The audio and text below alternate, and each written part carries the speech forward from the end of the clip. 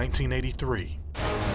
Amongst a wave of popular anti-heroes, vigilantes, and animalistic mercenaries, artist Keith Giffen and writer Roger Slifer introduced the world to a brand new villain in their popular Green Lantern spin-off, Omega Men.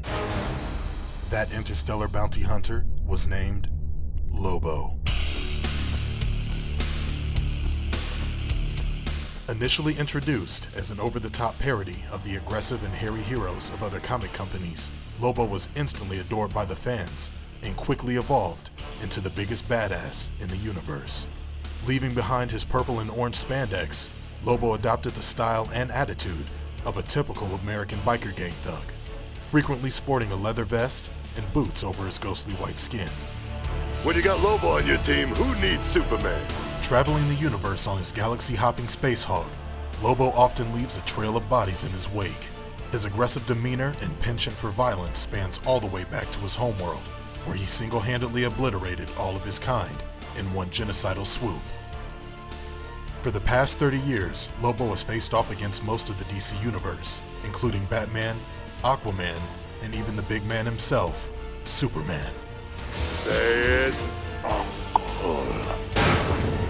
I can't hear you. With superhuman strength and near invulnerability, Lobo was a deadly force to be reckoned with. After hell rejected him and heaven couldn't handle him, Lobo was permanently banished from the afterlife, making him fearless of death. Lobo was also an expert in multiple forms of armed and unarmed combat, keeping his favorite weapon, a large chain with a devastatingly large hook at the end of it, always at arm's length. Today, as a Zarnian slaver, Lobo is still on the hunt for the next great bounty.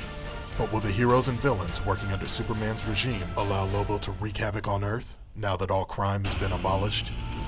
What will Batman and the rest of the insurgency make of this sarcastic powerhouse with a thirst for destruction? I'll kill you, Batstitch. Dream on.